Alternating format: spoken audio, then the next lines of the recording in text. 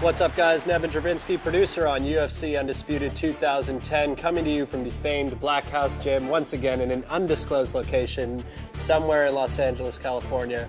I'm joined here by Mr. Ed Soares, co-owner of the Black House Gym. Thank you so much. Oh, it's my pleasure. We're going to talk today about some of the improvements and enhancements to the UFC Undisputed 2010 career mode.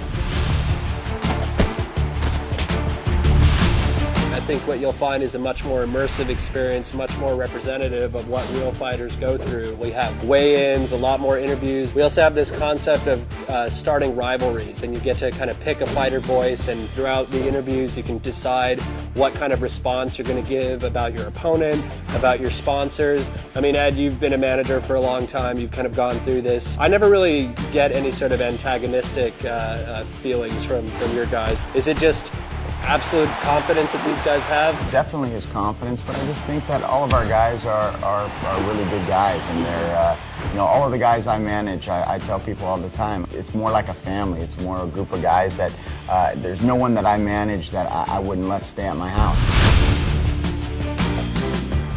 The game will actually track how you actually proceed in the game. If you're a guy that does a lot of head kicks in the game, eventually your opponents will start taking you down, or going to the ground, trying to exploit your weakness. Rogan and Goldberg might call out like, the guy's knocked out his last 5 opponents via head kick, so you can't use the same game plan over and over again. And with your guys, what's the thought process that goes on there? All the guys like to watch a lot of the fights. Some guys like to watch it less than others, but most of the time all the coaches are always paying attention a lot to their previous fights. Every fight is different. A perfect example would be the last fight against, Cain Velasquez against Rodrigo. We really thought, even though he was knocking people out, he was really using his wrestling. So we thought that he was going to come in, and Rodrigo really believed that he was going to take him down. And he came in with the wrong strategy, and obviously Cain came in with the right strategy and won the fight.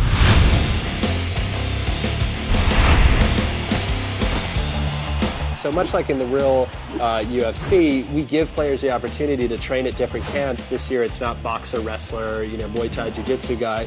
You're just learning specific moves, and you go work with members of these camps to get these moves. So for example, if I'm in heavyweight, I work with Junior on boxing, and I work with Nogueira on my Jiu-Jitsu.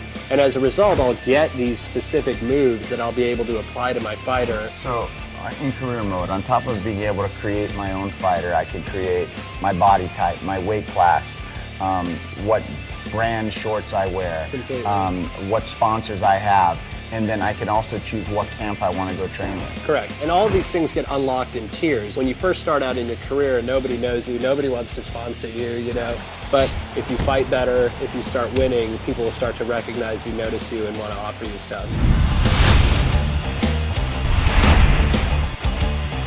You've had like a long career and history with these guys, and kind of watched them all grow up. They came from all different places. Lyoto, he got his first fight in the U.S. here, was in the WFA. And what a great segue, in our career mode, we have this aspect of where instead of, jumping right into the UFC, you actually start off your fights in the WFA, much like Lyoto, and then at some point, if you perform well, you actually get to move up into the UFC.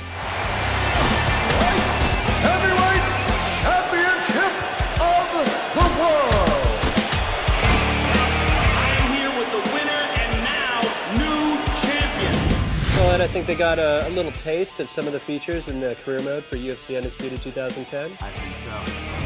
For the full interview, go to community.ufcundisputed.com.